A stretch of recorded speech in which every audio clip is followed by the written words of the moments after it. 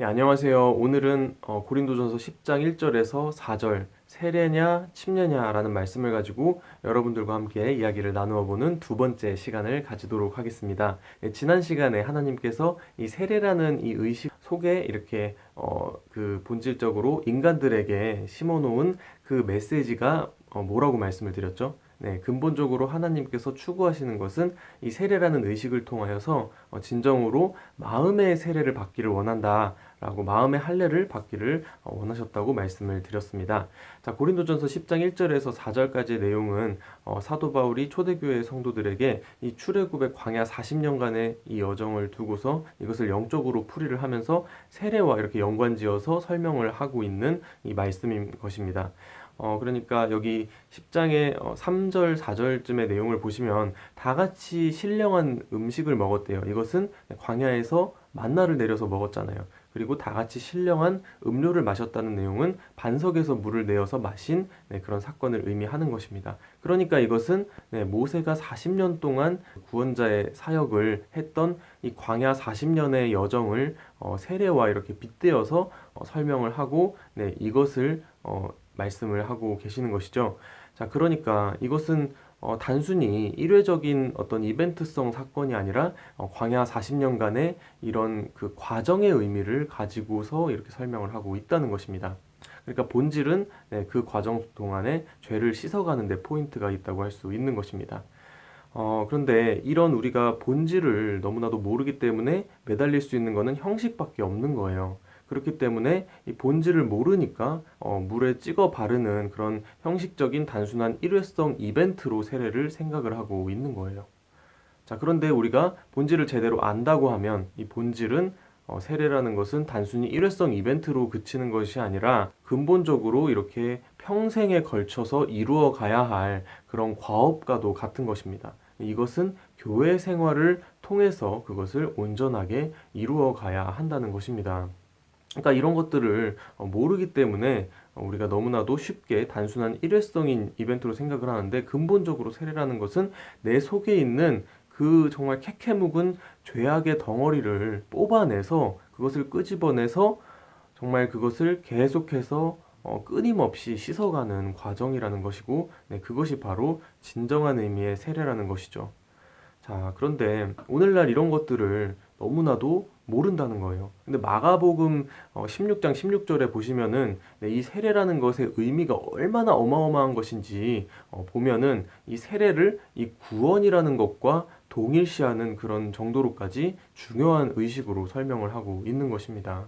오늘날 교회들에서 이러한 그 말씀의 깊이를 너무나도 모르기 때문에 너무나도 정말 그 껍데기적인 것에 치우쳐서 형식에만 치우쳐 있다는 거예요. 그렇게 정말 가식적인 모습을 자꾸 보이니까 사람들이 하나둘씩 교회를 떠나게 되는 것이고 오늘날의 교회에 그런 참 가치가 타락을 하고 많은 세상의 지탄을 받는 그런 수준으로까지 전락을 해버리게 되는 것입니다. 정말 오늘날 뭐 정말 천주교의 신부들이나 아니면 교회 목자들의 모습이나 아니면은 정말 그 대형 교회를 다니고 있는 직분을 맡고 있다고 하는 그런 신앙인들의 모습이 얼마나 사람들 보이는 데서만 잘하려고 하는 그런 가식적인 모습으로 이렇게 전락이 되어 있습니까?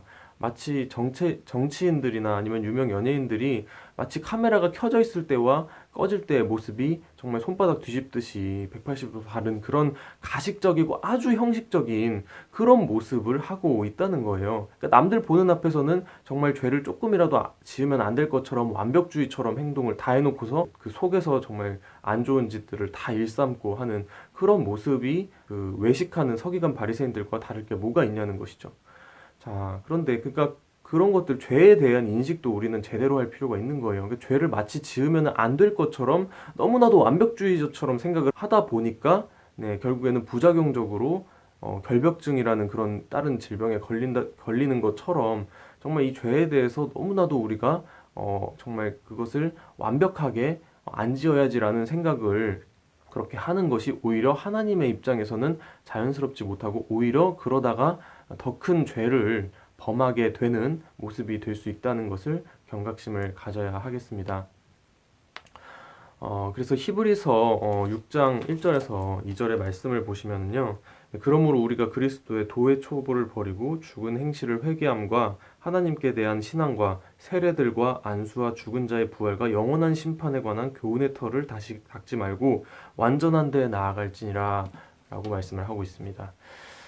이 안수를 목사님께서 주시잖아요. 그 안수를 할 때 손의 각도를 어떻게 하는 것에 따라서 사람들이 그런 보는 것들이 달라지기 때문에 그것에 엄청나게 심혈을 기울여서 신경을 쓴다고 합니다. 참 이런 것들이 얼마나 껍데기적인 그런 모습입니까? 근데 그런 것도 모르고 사람들은 그저 아멘 아멘 하면서 기도의 안수가 능력이 좋다 하면은 거기에 이제 그 껍데기 외형적인 것에 치우쳐 있다는 것입니다.